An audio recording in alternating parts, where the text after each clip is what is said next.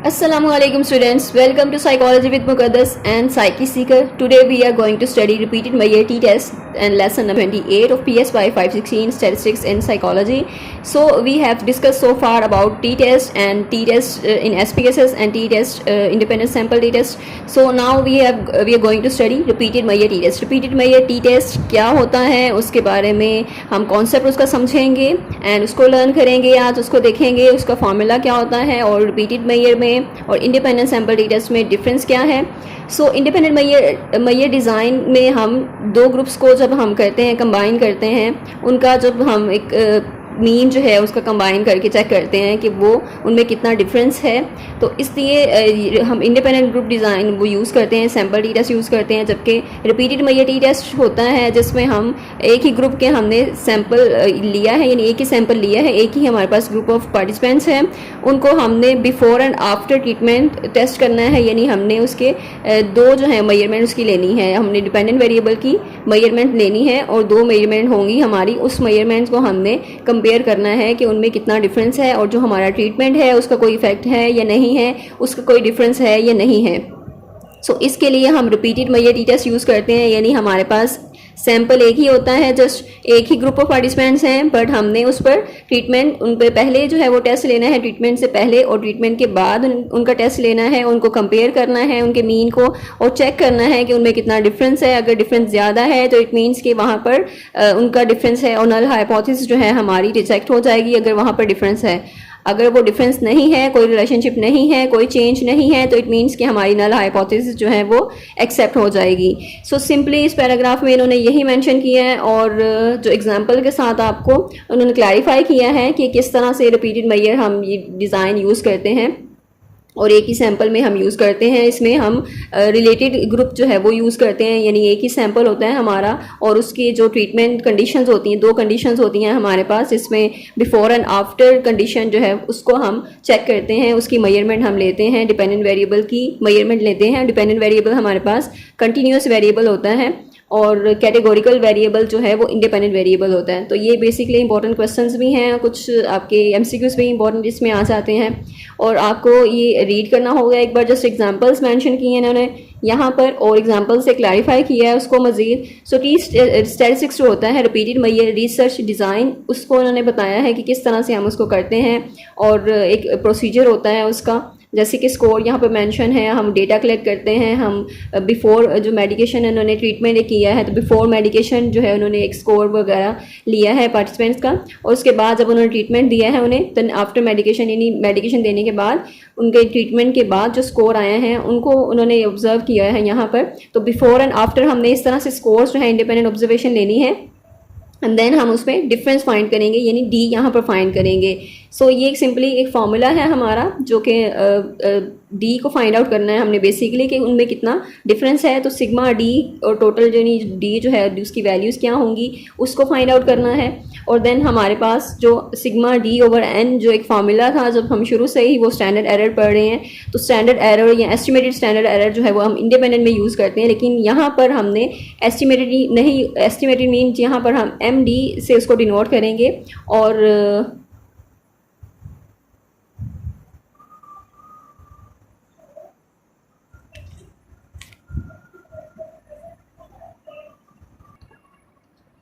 अच्छा सॉरी, यहाँ पर जो डिफरेंस है हमने फाइंड आउट किया है वो हमारे मीन का डिफरेंस है, यानी एम डी जो है जिसे हम डिनोट करेंगे that is mean difference. Mean का डिफरेंस यानी दोनों जो हमारे पास जो ट्रीटमेंट कंडीशंस हैं उनमें कितना डिफरेंस है उसको हमने चेक किया है और उसका एक मीन लिया है, दैट इज़ मीन डिफरेंस. और उसके बाद हमारा पॉपुलेशन का डिफरेंस होगा एंड देन हम उसको एम डी को माइनस कर देंगे म्यू डी से और उसके बाद जो फार्मूला है वो आपको देखेंगे हम क्या है. अच्छा, हाइपोथेसिस टेस्टिंग है. हाइपोथेसिस टेस्टिंग के बारे में वही बार बार सेम चीज़ें बता रहे हैं कि रिसर्चर का गोल होता है कि उसने डिफरेंस चेक करना है, स्कोर्स में कितना डिफरेंस है, ताकि वो पॉपुलेशन के बारे में कोई भी आंसर क्वेश्चन जो है उसको आंसर कर सके, जो हमारी असम्पशन है उसको चेक कर सके कि वो फुलफिल हो रही है या नहीं हो रही है. सो इसमें x1 x2 से डिनोट कर देते हैं हम स्कोर 1 स्कोर 2 और उसके बाद उसको माइनस करके हम उसका डिफरेंस लेते हैं. डिफरेंस के बाद हम देखते हैं इन दोनों में कितना डिफरेंस है. उसके बाद हम फार्मूला जो है हमारा ये होता है कि हमने टी स्कोर जो फार्मूला है यहाँ पे रिपीटेड मेजर डिज़ाइन के लिए, that is M D minus mu D, यानी आपने जो डिफरेंस है मीन के डिफरेंस से माइनस करना है म्यू के डिफरेंस को, और ओवर एस एम डी, यानी एस एम डी आपका स्टैंडर्ड एरर जो है वो उसका यानी डिफरेंस उसका भी लेना है। एंड देन उसको फार्मूला को हम देखते हैं कि इसको हम मज़ीद इसको एक्सपेंड करते हैं कि क्या है इसमें। एक तो वेरिएंस है आपके पास, स्टैंडर्ड डेविएशन है, एक वो चीज़ आ गई। एंड देन जो हम स्टैंडर्ड डेविएशन जो वेरिएंस को हम देखते हैं आपके स्टैंडर्ड एरर में, स्टैंडर्ड एरर यहाँ स्टैंडर्ड एस्टिमेटेड एरर में देखते हैं उसको, तो एस एम डी यहाँ पर है, उसके डिफरेंस को हमने यहाँ पर चेक करना है। तो फार्मूला हमारा क्या होगा, बेसिकली फार्मूला पहले वही है, variance over N under root लेना है उसका, एंड देन हम इसको SPSS में रन करते हैं अगर, तो उसकी क्या हमारे पास वैल्यूज़ होंगी। तो अगर ये जो S है हमारे पास, यानी जो वेरिएंस है वो किस तरह से फाइंड आउट होगा, सेम वही फार्मूला है जो SS over n minus one यानी डिग्रीज ऑफ फ्रीडम है। तो SMD जस्ट उन्होंने लिख दिया यहाँ पे, यानी इसका डिफरेंस कितना होगा उस वेरिएंस का, इसको हमने सिंपली डिवाइड करना है बाय द कैलकुलेट करना है। SMD आपने डिवाइड करना है वेरिएंस को, अंडर रूट लेना है उसका sample size of the sample. तो ये सिंपल जो है वो फार्मूला वही है, SMD का भी वही है कि आपने उसका वेरिएंस को डिवाइड कर देना है सैम्पल साइज पे, उसका अंडर रूट ले लेना है, और बाकी मीन का डिफरेंस जो है वो आप स्कोर जो है वो चेक करके उसका लेंगे, म्यू का डिफरेंस भी उस तरह से होगा। सो उसके बाद आप रिपीटेड मेजर टी टेस्ट को SPSS में रन करते हैं कि कौन सी वैल्यूज़ आपने वहाँ पर डेटा एंटर करना है, इनपुट एंटर करना है, पार्टिसिपेंट्स हैं, बिफोर ट्रीटमेंट बताना है, स्कोर कितना है, आफ्टर ट्रीटमेंट बताना है, और उसके बाद आपने जो भी ये प्रोसीजर होगा कि आपने कौन सी टैब पे जाना है, आपने कहाँ पर क्लिक करना है, एक टोटल जो है वो प्रोसीजर बता दिया गया है। इसको आप SPSS पे सॉल्व करके भी चेक कर सकते हैं, बिकॉज़ यहाँ पर सारा प्रोसीजर मेंशन है कि किस तरह से आपने करना है। आप इनको फॉलो करें जो भी इंस्ट्रक्शंस दी गई हैं, और आपको जो है वो टेस्ट का पता चल जाएगा कि किस तरह से आपने रिपीटेड मेजर टी टेस्ट आपने SPSS पे आप इजीली कर सकते हैं। आपने एनालाइज को क्लिक करना है, कंपेयर मीन्स को क्लिक करना है, पेयर्ड सैम्पल टी टेस्ट को क्लिक करना है। तो ये इंपॉर्टेंट आपके MCQs में इसमें कवर हो जाएंगे कि आपने क्या एक प्रोसीजर जो है वो कहाँ कहाँ पर आपने जाना है, SPSS कैसे करना है repeated measure design t test, उसमें रनिंग एनालिसिस। उसके बाद आप एनालिसिस करते हैं पेयर्ड सैम्पल टी टेस्ट का।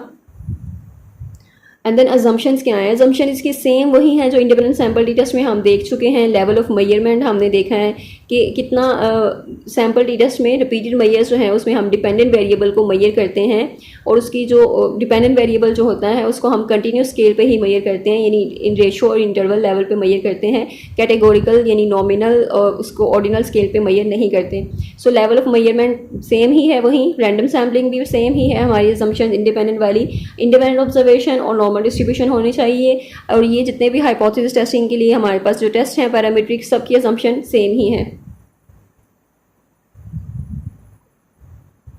नेक्स्ट उन्होंने मजीद उसको क्लैरिफाई किया है, एंड इंटरप्रेट द आउटपुट, और उसके बाद आप आउटपुट जो है जो भी आपका रिजल्ट आता है आप उसको चेक करते हैं, इंटरप्रेट करते हैं।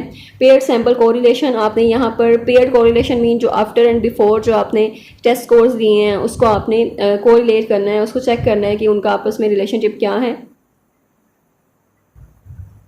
और इफेक्ट साइज़ क्या होता है, हम इसको कैलकुलेट करते हैं इफेक्ट साइज़ को कोहन डी से, और जो मेजर ऑफ इफेक्ट साइज़ है, इफेक्ट साइज़ जो है वो हम कैलकुलेट करते हैं, उसको सिंपली डिवाइड करते हैं सैम्पल मीन से, सैम्पल मीन के डिफरेंस से, और by the standard sample standard deviation. तो ये एक फॉर्मूला है जिससे हम कोहन्स डी यानी डी उसका फाइंड आउट करते हैं, वो डिफरेंस फाइंड आउट करते हैं इफेक्ट साइज़ का भी। फिर रिपोर्ट करते हैं हम रिजल्ट्स को रिपीटेड मेजर टी टेस्ट इन APA फॉर्मेट, यानी आपने उसको कैसे रिपोर्ट करना है APA फॉर्मेट में वो बताया गया है। इसको आपने इसी तरह इसे याद करना है।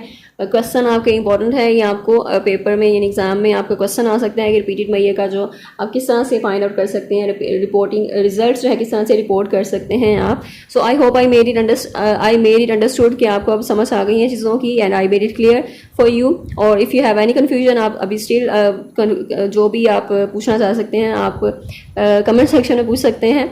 And don't forget to subscribe the channel and join our community, and don't forget to subscribe another channel Psyche Seeker, and description में आपको उसका लिंक मिल जाएगा। Thank you so much। अल्लाह हाफ़िज़।